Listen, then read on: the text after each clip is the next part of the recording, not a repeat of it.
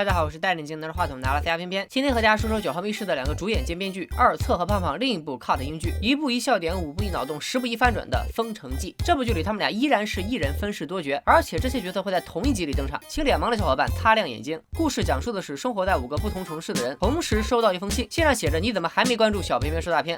信上写着我知道你做过什么，所以故事一共有5条故事线平行推进，但大家别慌，偏偏我会一条条给你们整得清清楚楚、干干净净、明明白白。肥姐是一名妇产科护士，这姐们精神有点问题，一直把一个娃娃当成自己的儿子，就算这样人家也有对象，你们惭不惭愧、悲不悲伤？肥姐的老公卤蛋在剧里的演出任务就是配合肥姐的表演，并且不能演视而不见。这天肥姐收到那封神秘的信，笑容逐渐消失，似乎知道信里指的是哪件事，为了不暴露自己，肥姐看完之后就把信给撕了。卤蛋暗中观察到了一切，偷摸着找到被撕碎的信又拼了起来，好在肥姐为了剧情发展只撕了一下，不然拼信就跟卤蛋拼一集了。卤蛋在看了信的内容之后，表情也很凝重，看来他也知道这封信说的是什么。那么问题来了，肥姐到底做过什么事呢？咱们接着往下看。老于是一名失去右手的职业小丑，主要的技能是带妆24小时不犯油不脱妆。虽然抽烟喝酒烫头，但他知道自己是个好小丑，每天的工作就是哄熊孩子开心。他对待孩子非常的细心，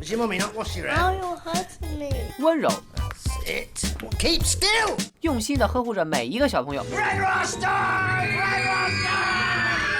这种工作态度之所以到现在还能接到私活，完全是因为大家老把他跟另一个名叫老佘的小丑弄混。这里出现了一个生僻字啊，来跟我念：狮、鹅、蛇，蛇跟鱼很像。虽然老于总是被迫抢到人家老佘的业务，但他不但不开心，还非常苦恼大家把他俩搞混。似乎老于跟这个老佘认识，而且有仇。这天老于也收到了那封信，但是老于却压根没当回事儿。下一个收到信的人是一个名叫皮皮虾的富豪。皮皮虾人如其名是个盲人，他也没有给他黑色的眼睛，但他仗着自己有钱，专门花钱请人来帮自己读信。小黑以前是一个小毛贼，来自非洲一个叫瓦坎达的国家，谈个恋爱差点被老丈人弄死，只能寄情于参加选秀节目。他现在的梦想是上第3季的朗读者，所以希望通过给皮皮虾读信打打基础。皮皮虾告诉小黑，他的发财之道是销售某种不是你想买就能买的商品。小黑没想到皮皮虾是做爱情买卖的，场面一度非常尴尬。为了缓解尴尬，小黑开始给皮皮虾读信。在知道信的内容后，皮皮虾只说了一句看来皮皮虾也很清楚发生了什么，那他们究竟指的是谁呢？欢乐的时光总是这么短暂，又到了时间讲拜拜。小黑结束了在皮皮虾家的工作，皮皮虾准备亲自送小黑出门。在经过一个名叫至圣宝殿的房门时，皮皮虾特地叮嘱小黑千万不要随便进那间房子。皮皮虾虽然很古怪，其实非常好客，甚至还带小黑欣赏了自家墙上珍藏的名画。不过大家别忘了，小黑以前是一个小毛贼，自然对皮皮虾的至圣宝殿充满好奇。他心想皮皮虾那么有钱，只要自己偷光至圣宝殿还不得富过马云啊？于是用了一招托马斯回旋翼闪，让皮皮虾误以为自己已经离开之后，悄摸着溜进了至圣宝殿。打开灯一看，居然是满屋子的毛绒玩具。小黑感觉自己的少女心被狠狠地扎了一下。就在这时，皮皮虾突然出现在他的身后。原来皮皮虾早就料到小黑会偷偷溜进来，画面戛然而止，谁都不知道皮皮虾会对小黑做什么。咱们再来看看下一个收到信的人是谁。小四是一名侏儒话剧演员，不用猜都知道他现在正在排的剧是《白雪公主和7个小矮人》。俗话说穷则独善其身，富则妻妾成群，所以小四和你们一样都是单身狗。虽然同时暧昧爱慕着小四，但小四早就喜欢上了白雪公主的扮演者。这个女的有点傻乎乎的，而且脸实在是太长了，我们就叫她小马吧。其他几个小矮人经常嘲笑小四癞蛤蟆想吃天鹅肉，小四很生气，然后墙上的镜子就莫名其妙的被震碎了。莫非小四具有超能力？小四鼓起勇气约小马吃饭。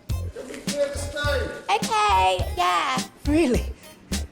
成功约到了女神的小四打开了信封，看来自己的秘密还是藏不住了，于是跑去找剧团里另一个男演员商量。搞半天，小四在年轻的时候为了赚钱拍过没羞没臊的动作片，他认为这封信指的就是这件事。男演员安慰小四是他想太多，根本不会有人知道这段黑历史。谁知道一转头，这个男演员就约上小马一起欣赏小四当年的精彩演出。看到这一幕的小四怒气值再次加满，把电视机给爆了。我的妈呀，难道小四就是传说中的变种人？我们再来说一说最后一个收到信的人，沉迷研究谋杀案、对杀手百科大全倒背如流的胖虎。这天，胖虎跟妈妈一起享受着静谧的2日时光。胖虎问虎妈：“我是你的什么？”虎妈用宠溺的口吻说：“你是妈的智障啊！”其实虎妈这句话说的很在理，由于是个被保护的很好的妈宝巨婴，胖虎的智商感觉看上去确实比同龄人要低一些。这天胖虎接了个私活，着急出门，所以和那封信完美错过，所以胖虎成了5条支线里唯一没有看到那封信的主角。那接下来的剧情要怎么发展呢？胖虎的私活是在一间以谋杀案为主题的密室逃脱里 cosplay， 主要负责引导客人找到凶手。由于他对凶杀案非常了解，所以对现场布置做出了很多自己的改造。老板见到这么有主观能动性的员工非常高兴，并且开除了他。胖虎一脸怨气的离开这里，镜头一转，浑身是血的胖虎回到家，对妈妈说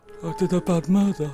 难道痴迷谋杀案的胖虎真的杀了人？以上就是《封城记》第1季第1集的全部内容。这一集主要介绍了人物背景，所有看似没有交集的主角，最后都因为一起神秘事件被联系在了一起。开头的时候说了，《封城记》延续了二次和胖胖一人分饰多角的风格，致力于把每部剧都变成自己的变装秀。我给大家捋一捋啊，这一集里小丑老于、虎妈、剧团男演员都是二次扮演的，而胖虎、卤蛋、皮皮虾都是胖胖扮演的。说出来你们可能不信，二次在这一季客串加主演的角色居然有7个之多，胖胖也不甘示弱，一人分饰了5个角色。至于还有啥角色是这一集里没解锁的，别着急，偏偏马上就会更新第2集。拜了个拜。